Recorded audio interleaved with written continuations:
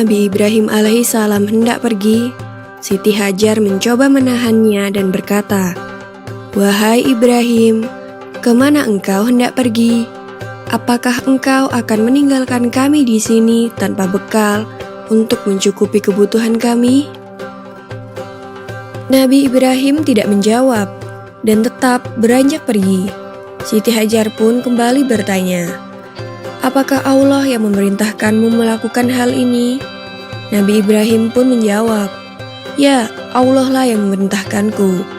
Siti Hajar pun kembali berkata, "Kalau begitu Allah tidak akan membiarkan kami." Mendengar jawaban Siti Hajar, Nabi Ibrahim pun akhirnya pergi dari tempat itu.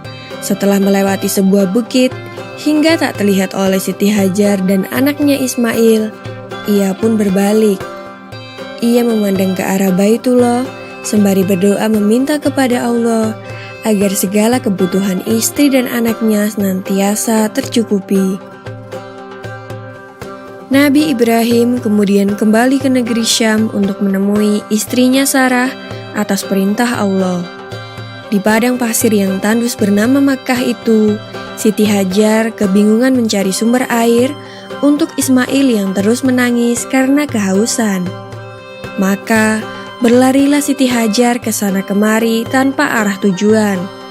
Berkali-kali ia pulang pergi antara Bukit Syafa dan Marwah, tetapi tidak didapatnya setetes air pun. Tiba-tiba Siti Hajar mendengar suara yang memerintahkan agar Ismail diletakkan di sebuah tempat. Maka diletakkanlah Ismail di tempat sesuai perintah yang ia dengar. Dengan izin Allah Subhanahu wa Ta'ala, kaki bayi Ismail yang menghentak-hentak itu seketika muncul mata air dari dalam pasir dengan derasnya. Lalu Siti Hajar pun segera meminum sepuasnya dari sumber mata air itu, dan Ismail pun berhenti menangis. Tak lama kemudian, mata air itu makin melimpah. Jibril pun berkata kepada air itu, "Zam-zam," yang berarti berkumpullah. Maka dengan izin Allah, mata air itu mengumpul. Sampai sekarang, mata air itu tidak berhenti mengeluarkan air, dan dapat kita kenal dengan sebutan air Zam-zam. Peristiwa berlari-larinya Siti Hajar antara Bukit Safa dan Marwah dalam mencari sumber air, akhirnya dijadikan salah satu rukun haji yang dinamakan sa'i. Para muslim yang menjalankan ibadah haji diwajibkan berlarian kecil sebanyak 7 kali antara kedua tempat itu. Kemudian datanglah suatu rombongan kafilah Arab dan suku Jurhum yang kebetulan sedang kehausan dan mencari-cari air. Sampai di kota Mekkah, tiba-tiba mereka melihat burung-burung yang sedang berterbangan di atas suatu bukit. Mereka menduga pasti ada sumber air di tempat burung-burung itu. Dan ternyata dugaan mereka benar. Di tempat itu, mereka dapati Siti Hajar dan putranya Ismail berada di tepi mata air yang jernih dan makmur. Maka orang-orang Arab itu menemui Siti Hajar dan memohon izin untuk mengambil air dari tempat itu. Siti Hajar mempersilahkan dan minumlah seluruh anggota kafilah itu dengan puas. Setelah sekian lamanya, kemudian Nabi Ibrahim datang ke Mekkah untuk menjenguk istri dan anaknya. Sesampainya di sana, terkejutlah beliau melihat mata air yang melimpah dan tenang di tempatnya. Juga di sekitarnya terdapat desa yang subur dan makmur. Beliau pun lega karena istri dan anaknya ternyata masih hidup sehat dan tercukupi. Siti Hajar lalu menceritakan semua kejadian yang pernah ia alami kepada suaminya. Mendengar itu, Nabi Ibrahim kemudian memuji kebesaran Allah Subhanahu wa Ta'ala yang telah mengabulkan doanya terdahulu, agar istri dan anaknya itu serba dicukupi kebutuhan hidupnya. Demikianlah kisah Nabi Ismail dan ibunya Siti Hajar dalam menemukan sumber mata air Zam-zam. Maha suci Allah atas segala kebesaran dan kuasa-Nya. Ibrahim mempunyai 2 istri. Istri pertama bernama Sarah dan istri kedua bernama Hajar. Sarah melahirkan seorang anak laki-laki yang dinamakan Ishak, dan Hajar melahirkan anak laki-laki juga yang bernama Ismail. Sarah merasa kurang senang hidup bersama Hajar. Berkali-kali ia meminta kepada suaminya agar Hajar dan anaknya dipindahkan ke tempat lain. Akan tetapi, Nabi Ibrahim tidak segera menurutinya. Barulah setelah menerima perintah dari Allah, Nabi Ibrahim mengajak Hajar dan Ismail pindah ke Mekah. Ismail yang masih menyusu pada waktu itu terpaksa harus mengikuti kedua orang tuanya menempuh perjalanan yang begitu jauh dan melelahkan. Hajar dan Ismail ditempatkan di daerah padang pasir yang tandus, sunyi, dan terik matahari yang menyengat kulit. Tak ada seorang pun di sana kecuali mereka berdua.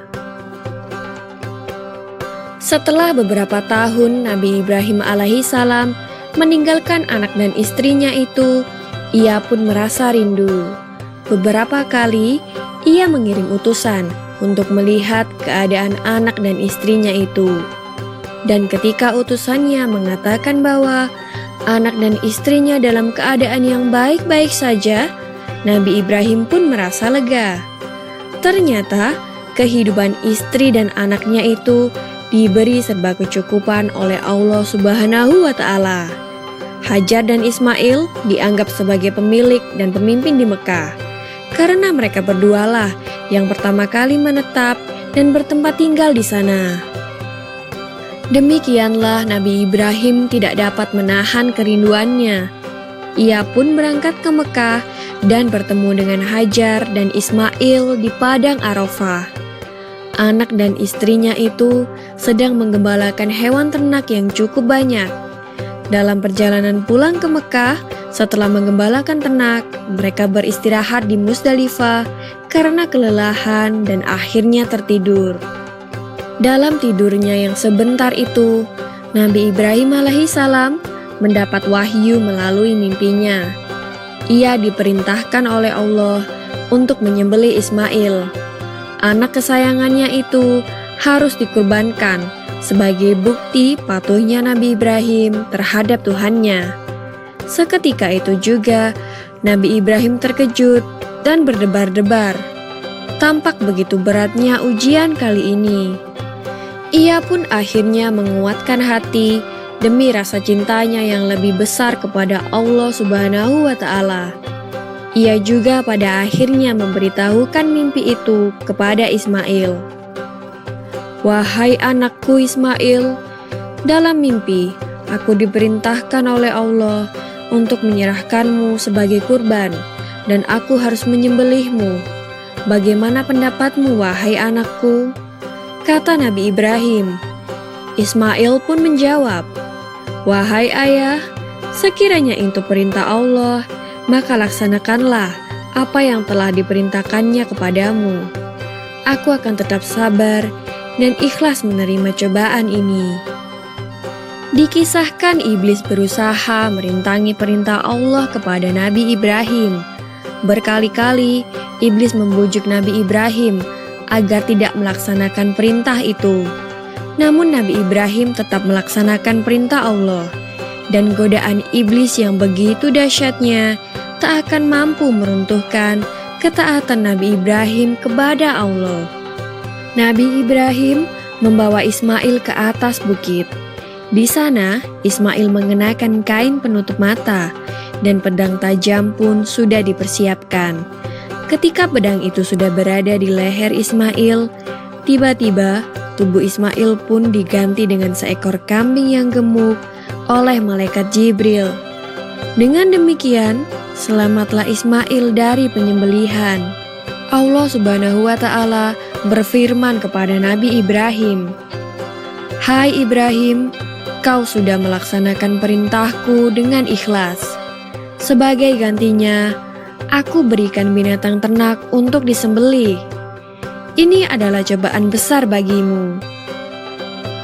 Peristiwa itu terjadi pada tanggal 10 Dzulhijjah di Mina, dan sampai sekarang dirayakan seluruh umat muslim sebagai hari raya Idul Adha.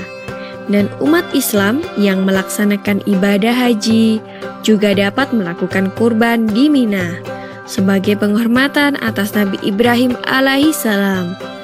Demikian kisah Nabi Ibrahim alaihissalam. Semoga kisah ini dapat mempertebal iman kita kepada Allah Subhanahu wa Ta'ala.